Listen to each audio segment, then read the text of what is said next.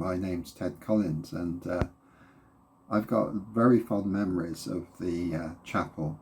Do you know, the first time I went to camp meeting, as it was known then, was in the 1950s, and I went with my grandparents. Arthur Rose was a deacon, and Beatrice Rose was one of the organists, and I remember going there and helping my grandfather pump the manual pump on the organ to get it going for the hymn singing, which was great. Used to eat barley sugars in the sermon though, but also then there was deacons, and I remember going in the back gate, you know, up where the patio is, and the deacons stood there waiting to welcome people to church, and there was there with their black suits, some with pinstripes. They definitely had waistcoats on with a pocket watch in, etc.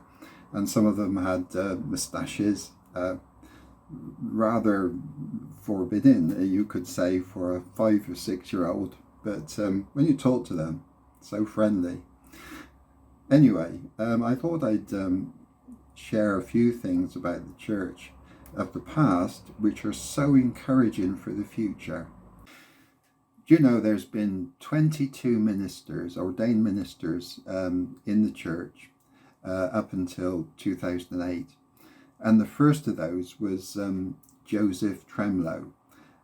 He joined the church in 1702, and in 1718 he founded a school for poor children. He purchased some buildings in Water Street in Dursley and provided a school which lasted 150 years, providing education around the Dursley area for poor children.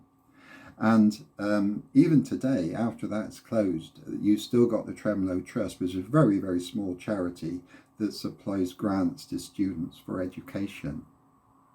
Another minister was Andrew Gazzard, who joined the church in 1842, and he had the vision to build a chapel out at Woodfields because there was quite a lot of members out at that area at the quarry, and they thought they'd plant a church out there. He bought the land for £14 and had the chapel built at the vast sum of £130. And that chapel opened in 1852 and has served the community up there for years after that.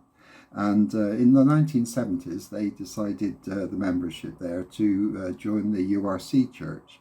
And it's still sort of open today. So that's another leading of the spirit of outreach to the local communities.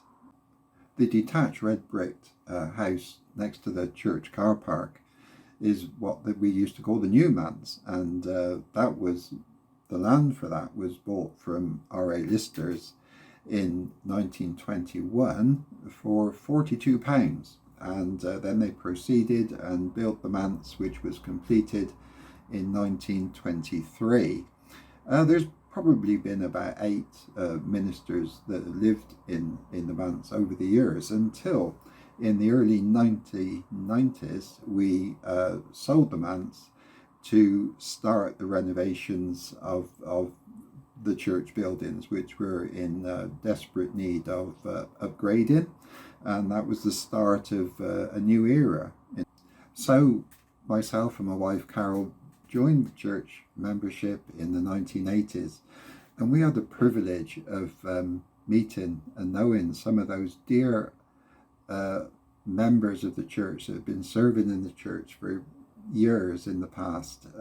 Charlie, for instance, that lived just up Spring Hill with his wife, and used to get up at 3 o'clock every Sunday morning to start with, to actually light the fire for the boiler. There's a big boiler out the back, which used to supply hot water to the pipes that went around the church at that time. And even when that was upgraded to under pew heating, for all things, He still used to get up at 3 o'clock in the morning to turn the electric heating on. And what dedication, what a privilege to know these dear people. The congregation in the church, way back, as far as I can remember, into the 1950s, has always had a freshness of Jesus in their spirit, always had expectancy of the Holy Spirit leading them into things which are relevant for today, to share that in the community. Yes, good old days from the past, but there's fantastic days to come. It's like the DNA of the church is always moving forward, always being relevant. If you want to know a little bit more about some of the history, there's just a snapshot page on Wikipedia that you can dab in Congregational Church, and there's a bit more information about the 22 ministers. Have faith for the future. God bless and take care.